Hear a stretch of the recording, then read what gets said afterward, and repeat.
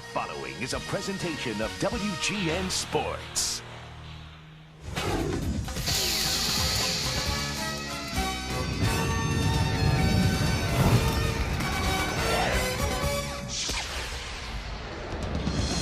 Irony of all ironies that the Chicago Bulls would begin a new era and season right where they wrapped up their last championship 7 months ago. The Delta Center, Salt Lake City, Utah.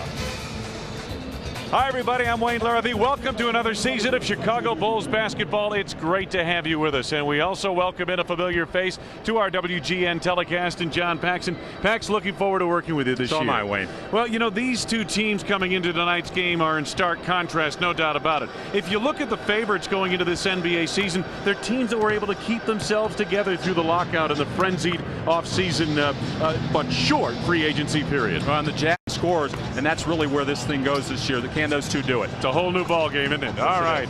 These two teams, the Chicago Bulls and the Utah Jazz, tip off their NBA seasons here at the foothills of the Wasatch Mountain Range in Salt Lake City, Utah. Stay tuned. Spotlight is coming up next. World Champion Chicago Bulls basketball.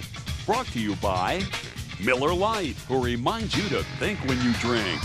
Ford, cars that are built to last, trucks that are built Ford tough. Visit your local Ford store today. The McDonald owners of Chicagoland and Northwest Indiana.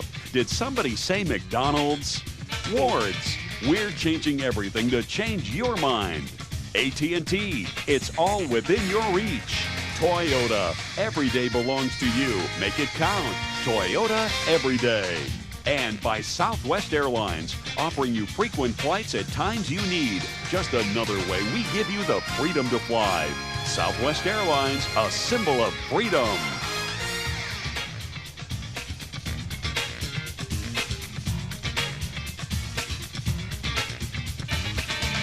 Dickey had his head turned the wrong way. All those little things add up in a very close ball game, but encouraging signs. The Utah Jazz win here tonight, 104-96.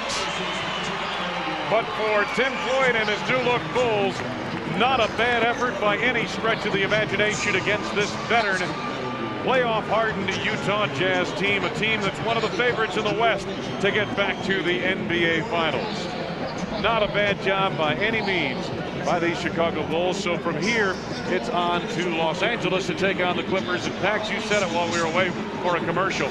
They played this well in Los Angeles against the Clippers. They're liable to come back home 1-1. Well, I think what everybody's expecting is this team to just kind of drop over and not be competitive. And I think what we've seen is this team playing in their system.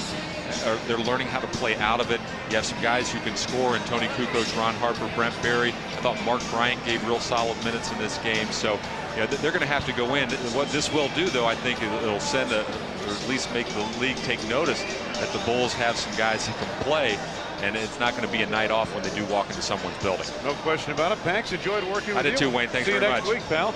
And for Dan Rohn and John Paxson, Wayne Larrabee saying so long from Salt Lake City. Our next telecast at WGN-TV will be Thursday night when the Bulls and New York Knicks tip it off at the United Center. Our broadcast begins with the Bullseye at 7 p.m. Well, Tony Kukoc led the way for the Bulls on 12 of 23 shooting from the floor. 32 points, just 2 off his career high. But in the end, it was Stockton and Malone, tried and true.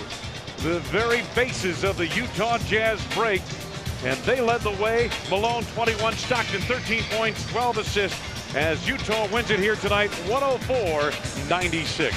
Stay tuned, WGN News is next.